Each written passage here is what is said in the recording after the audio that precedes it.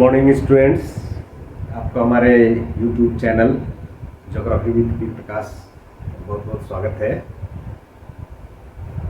आंकड़ों का जो निरूपण है, आलेखीय निरूपण, उसमें एक और वन डायमेंशनल फिगर में दंड आरेख के बारे में आज चर्चा करने वाले हैं। दंड आरेख क्या है, किस तरह के आंकड़ों को ये निरूपित कर सकते हैं इसमें, और कितने प्रकार के दंड आरेख होते हैं, इन सब चीज़ों को समझेंगे। तो दंड आरेख, जैसा कि नाम देख रहे हैं, या बार डायग्राम, बार जैसे बार होता है या डंडा होता है ना, सिंपल, इसको हम लोग बार कर सकते हैं। इसमें जो विभिन्न मूल्य है आंकड़े का, उसे या तो ऊर्ध्वाधर वर्टिकल या फिर इसे हॉरिजॉन्टल रूप में दिखाया जा सकता है। दोनों तरीके से दिखाया जा सकता है। कुछ बातों का इसमें ध्यान रखने की आवश्यकता है। पहला तो यह है कि इसमें इसकी जो मोटाई है ये सभी का एक समान होना चाहिए, है ना। इसकी जो एक दूसरे से दूरी है वो भी दूरी एक समान होनी चाहिए। जो भी आपने ग्राफ पेपर पर लें या वाइट शीट पर बनाए, तो इन सब चीज़ों को ध्यान रखना है। इसका कोई नियम नहीं है कि इसकी कितनी मोटाई होगी, कितना मोटा लेना है या पतला लेना है। ये निर्भर करता है कि आपके आंकड़े कितने हैं, कितना उस संख्या है, और उसमें हमारा जो पेपर का साइज है वह कितना बड़ा है, किस रूप में है। इन सब चीज़ों को आप ध्यान में रखें, इस तरह से बनाएं कि वो एक आकर्षक लगे, सारा जो आंकड़े हैं उसमें निरूपित हो, और प्लस ये जो डायग्राम देखने में भी अच्छा लगे। इसके अलावा यदि जो वर्टिकल कॉलम या हॉरिजॉन्टल कॉलम में इसको हम लोग या इस दिखाते हैं, तो इसको या तो अलग अलग किसी रंग से इसको कलर कर ले या शेडिंग कर लेते हैं हम लोग, इसको और सुंदर दिखने के लिए, है ना, जब पेपर में बना रहे होते हैं। या तो आप कलर का भी प्रयोग कर सकते हैं, लेकिन चूँकि कलर का प्रयोग पेपर में या हमारा ग्राफ में करने में इतना सुलभ नहीं हो पाता है, इसीलिए हम लोग इसको छाया कर लेते हैं, शेडिंग करते हैं अलग अलग तरीके से। अब ये दंड आरेख कितने प्रकार का होता है? चलिए, दंड आरेख को चूंकि ये कॉलम के रूप में दिख रहा है ना, तो इसको कॉलमनर डायग्राम भी कहते हैं।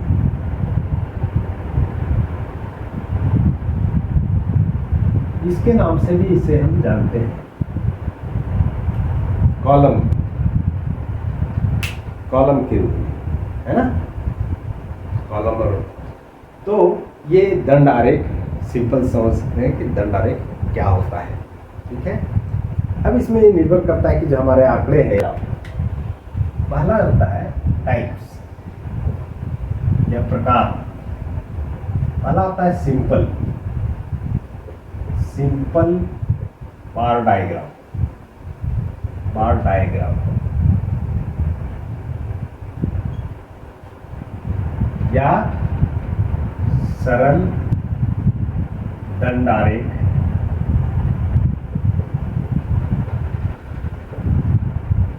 दूसरा है कि अगर एक से अधिक वैल्यू को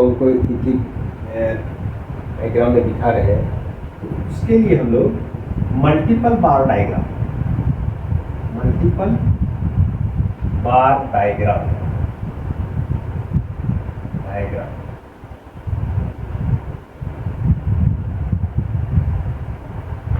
या बहुदंडीय आरेख, बहुदंडीय आरेख, है ना।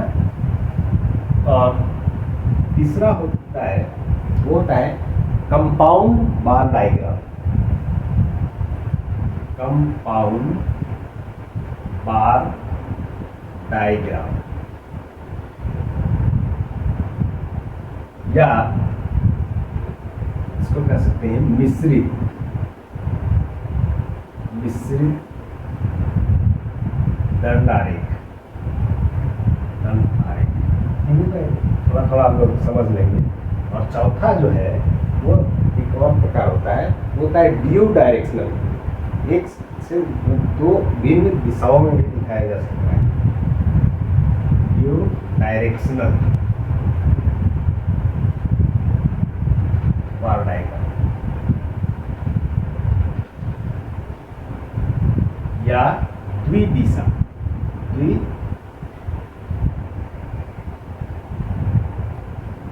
द्विदिशा दंड आरेख। कैसा देखने में लगता है इसको यहाँ पर सिंपली समझ लेते हैं। जैसे कि ये सिंपल बार डायग्राम में इस तरह से हम लोग एक एक जो वैल्यू है उस कॉलम में हम दिखाते हैं, इस तरह का दंड आरेख सिंपल बार डायग्राम में। मल्टीपल बार डायग्राम में जैसे कहीं का लिटरेसी हम दिखा रहे हैं, उसमें मेल फीमेल को भी दिखा रहे हैं, टोटल लिटरेसी दिखाए, फिर मेल फीमेल लिटरेसी अलग अलग साल में दिखा रहे हैं, एक ही साथ है हम इसको दिखा रहे हैं, अलग अलग साल का सबका है।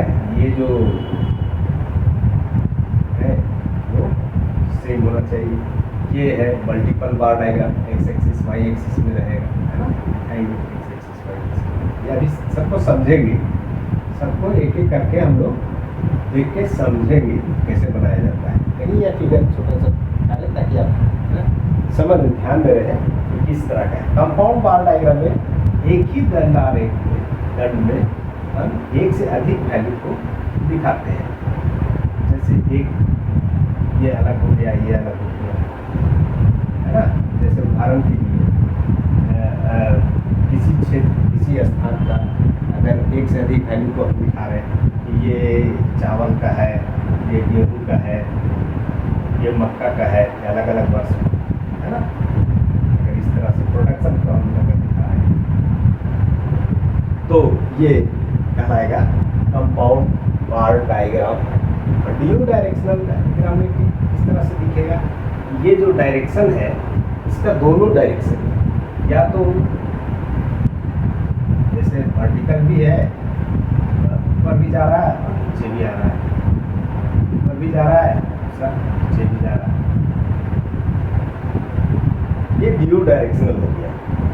इसको या तो अगर क्षैतिज में दिखाएंगे तो क्षैतिज में भी दिखा सकते हैं, जैसे कि ऐसे दिखाते हैं, अलग अलग दंड दिखा रहे हैं, इसको इस डायरेक्शन में, इसको इस डायरेक्शन में दिखा रहे हैं। इस तरह से हम ड्यू डायरेक्शन में दिखा सकते हैं। इसको क्षैतिज भी दिखा सकते हैं, क्षैतिज या ऊर्ध्वाधर। ज़्यादातर जो सामान्य रूप से जो हमें ज़्यादातर दंड आरेख देखने को मिलता है ये ऊर्ध्वाधर मिलता है, तो उसी का हम लोग प्रयोग करेंगे जो ज़्यादा कॉमन है या जिसको आसानी से लोग देख के समझते हैं। लेकिन दोनों तरह से इसको दिखाया जा सकता है, वर्टिकल हॉरिजॉन्टल दोनों, है ना। आप लोग अगर कंप्यूटर वगैरह में देखेंगे तो आजकल तो बहुत सारा प्रोग्राम बना हुआ है, उसके माध्यम से भी बनाया जा सकता है। कभी ये अभी आप पेपर में समझ सकते हैं, इस समय जो कंप्यूटर में कैसे हम लोग बनाएंगे उसको भी आप लोग को वीडियो बना के शेयर करें।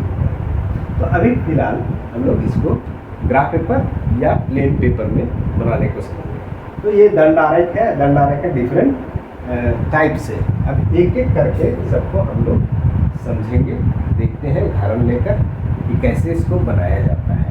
तो सबसे पहले हम लोग शुरू करेंगे सिंपल बार डायग्राम से, उसके बाद मल्टीपल बार डायग्राम, फिर कंपाउंड बार डायग्राम, फिर ड्यू डायरेक्शन। चारों का एक एक उदाहरण लेंगे और समझेंगे। हो सकता है कि ये चारों को अलग अलग वीडियो में हम आपको दें। तो पहले शुरू करते हैं सिंपल बार डायग्राम। तो कोई उदाहरण एक लेते हैं। तो ये साधारण या सरल दंड आरेख बनाने की विधि को समझ रहे हैं। पहला तो इसका आंकड़ा ने एक उदाहरण के लिए दे रखा है। ये दिखा रहे हैं राज्यों की जनसंख्या घनत्व व्यक्ति प्रति वर्ग किलोमीटर 1981 का है, 1981। इधर राज्य दिया हुआ है, अधिक भी हो सकता है, कम भी हो सकता है। ये कितना कॉलम बनेगा उसके हिसाब से आप उसकी चौड़ाई लेना है या उसका जो दूरी है वो आप निर्धारित करेंगे। तो इधर हमने 5 उदाहरण के लिए लिया है कि 5 राज्य हैं और उनका जनसंख्या घनत्व दिया हुआ है दूसरी ओर। पहला है जैसे आंध्र प्रदेश का, असम है, बिहार है, हरियाणा है और केरल। जनसंख्या घनत्व व्यक्ति प्रति वर्ग किलोमीटर को किलोमीटर इसे स्क्वायर के हम लोग शॉर्ट में लिख सकते हैं। या तो हम कैसे इसका डिवीजन करेंगे, तो हम इसका मिनिमम वैल्यू और मैक्सिमम वैल्यू देखेंगे कहाँ से कहाँ तक जा रहा है। तो 194 है और मैक्सिमम 654 है। 654 अगर ये बहुत ज़्यादा कोई आंकड़ा होता तो जैसा कि मैंने बताया था कि इसमें यहाँ ब्रोकन लाइन अगर करके करें और वहाँ से शुरुआत कर सकते हैं तो ऐसा भी किया जा सकता है। और लेकिन हमारे पास अभी इतना ज़्यादा आंकड़ा नहीं है 194 यानी 200 है, तो मैंने ये 2-2 सेंटीमीटर 4-4 सेंटीमीटर का डिफरेंस लिया है और हर एक में 100, 200, 300, 400, 500, 600, 700, 654 तक है मैक्सिमम, तो 700 तक मैंने लिया। अब इधर मैंने ये 2-2 सेंटीमीटर का डिफरेंस का चौड़ाई का ले रहे हैं। आप ज़्यादा भी ले सकते हैं, कम भी ले सकते हैं, ये निर्भर करता है कि किस। तो अब एक एक करके से ये राज्य है तो इसमें राज्यों को दिखाएंगे, वाई एक्सिस में डेंसिटी को दिखा रहे हैं। तो पहला है आंध्र प्रदेश का 194। आपको बार बार कहते हैं कि जो आरेख खींचेंगे वो सीधा लाइन को अगर व्हाइट पेपर पे खींच रहे हैं तो आपको सेट स्क्वायर का प्रयोग करना चाहिए। और अगर आप ग्राफ पेपर में बना रहे हैं तो वहाँ आवश्यकता नहीं, वहाँ स्केच से आप सीधे खींच सकते हैं। तो सेट स्क्वायर में जैसे कि पहला मैंने इसका छोड़ दिया, अब 194 पर मैं लगाऊंगा 194, ये हो गया 200, 194 लगभग यहाँ पर आया। ये दोनों चौड़ाई के बीच में इसको मैं दे देता हूँ 194 का। ये हो गया आंध्र प्रदेश का। और अब ये मैंने जब कॉलम बनाया तो इसके नीचे हम लिखेंगे इसमें आंध्र प्रदेश, ठीक है। अब पूरा लिखेंगे आंध्र प्रदेश,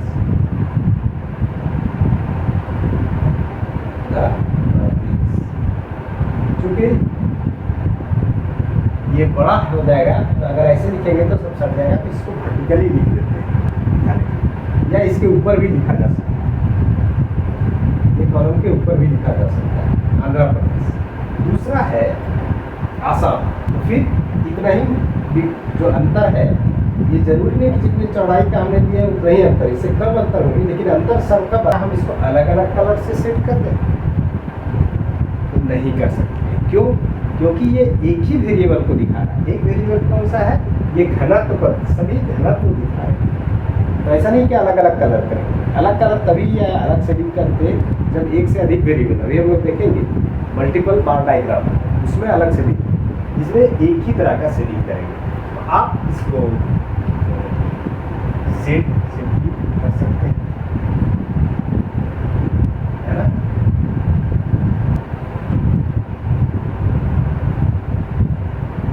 वो भी सेट कर सकते हैं। अब इसमें ये क्या था, एक्स एक्सिस में राज्य, ठीक है। अब ये जो दिखा रहा है कॉलम, तो इसका हम एक लीजेंड दिखा देंगे इंडेक्स में। ये क्या दिखा रहा है? ये दिखा रहा है घनत्व प्रति व्यक्ति, घनत्व व्यक्ति प्रति वर्ग किलोमीटर, व्यक्ति प्रति वर्ग किलोमीटर, वर्ग किलोमीटर, या आप इस तरह से किलोमीटर स्क्वायर कर सकते हैं। और ये क्या है दिखा रहा है, तो इसका टाइटल देना जरूरी है, टाइटल मस्ट है। टाइटल ये था जनसंख्या घनत्व, क्या लिख सकते हैं, जनसंख्या घनत्व। तो यहाँ पर आप लिखना होगा क्या, व्यक्ति प्रति वर्ग किलोमीटर की संख्या घनत्व विभिन्न राज्यों का जनसंख्या घनत्व, ऐसे लिख सकते हैं।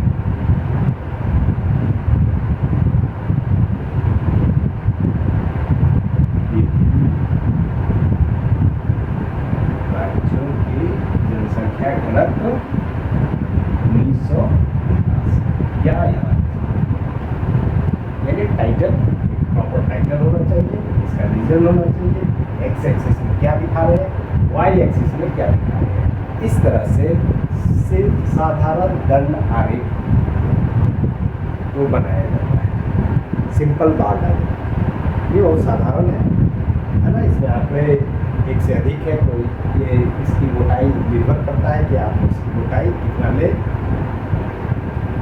चौड़ा ले।